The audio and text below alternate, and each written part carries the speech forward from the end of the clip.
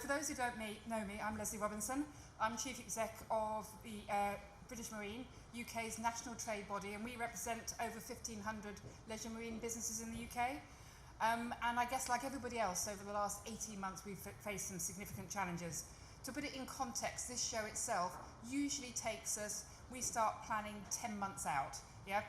And then start really getting going about 6 to 7 months out. This time we've done it in 3 months, so if you see some very tired British Marine staff around, you'll know why. But I hope you'll, when you get out there and enjoy this morning, that you'll think that we've done something that's really good for the city and for the location. Since the pandemic actually kicked off, as a trade organisation, our key focus has been the support of our members and the wider industry.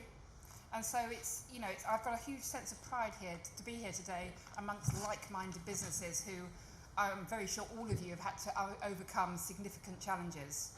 But I thought I'd give you a little bit of an insight onto what the trading conditions are like at the minute, because I think our industry has shown a lot of determination to come through things. So as we all know, last summer, late summer, there were the limitations on work and travel and socialising, and those were gradually lifted. And what we saw was some real consumer demand come through with the UK staycation and so forth. But our industry sort of rose to that and has made a fairly quick recovery actually, and we've seen some reasonably strong sales. And just to give you a couple of those, so we look at latest boat sales figures in partnership with the Boats Group, and revenue from the sale of boats last July, so July 2020, hit 40 million, and that compares with 13 million in 2019, so pandemic apart.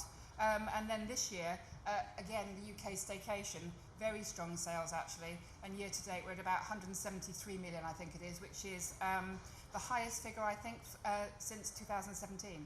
So it's interesting. Equally, exports are remaining strong despite all the challenges brought by supply chain and Brexit and COVID consequences. So it is a sort of a positive outlook. I mean, who would ever want a pandemic, God forbid, but I think the industry is recovering, and it is an absolute pleasure to being able to open this last Friday and to be back in the heart of Southampton. We've got over 350 exhibitors here, and there are over 500 boats, around 300 on the purpose-built marina and 200 around the park, and I think that's a clear testament to the resilience of the industry. I think it's also great to be able to say that we're actually fulfilling one of our missions, which is to get as many people on water as we can. That's actually our vision, delivering amazing on-water experiences for everyone. And every year we try and do something different in the show to try and achieve that. So I want to thank you for being here today and helping us in this, as you say, 52nd edition, making the annual event, making us part of the annual events calendar in Southampton, and a city for really doing business in. Just to highlight a few of the changes we've made this year, somebody said to me, you've made the most significant changes in 30 years this year in the show, and I think we have, because we wanted to connect more with the city and bring it closer into the city. So we've got several things. We've got a new entrance right up by West Quay, so you can come out of the West Quay car park, go through the entrance straight into the show, and it's lovely because we then have a number of different zones down the Western Esplanade with the historic city walls on the left. So you start with the water sports zone, and then you can move into a dinghy zone, and then you can move into a classic and day boat zone. And it's anecdotal feedback so far from the visitors. We do formal visitor surveys and so forth afterwards, but they're loving the experience of being able to very clearly see different things.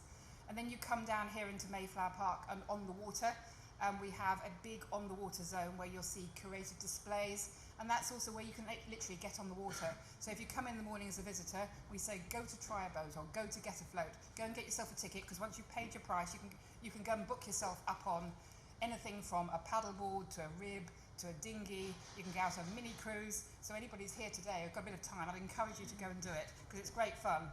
And our aim is to get as many people out on the water as we can during the 10 days. So to give you a feel, a pre-pandemic show would have about 100,000 people over 10 days, and I don't know the number yet. We're on day 8, and I don't know the number yet. And in 2019, we got 11,000 people out on water, and this year, in 21, we're trying to get 14,000 out. We've increased the capacity, because people touch it, feel it, and then they get involved. And we want more citizens of Southampton to feel like the show is for them, if you like, and hence we've got a community day, which Dad has helped us with this coming Sunday, where the residents of Southampton between, I think it's SO 14 to 19, there's a reduced price ticket, and we're saying, come on in, come and experience the show. And the show is important to Southampton. We did some independent research on the 2019 show, and that showed that visitor spending generated 26 million GVA, and 11 of that went straight into the Southampton economy. And our research also showed us that in terms of turnover, the boat show generated approximately 73 million of direct turnover through visitor expenditure. And when you break that down further, 31 billion of that was generated by Southampton-based businesses on sort of local goods and services, you know, such as accommodation, hotels, transport, that sort of thing.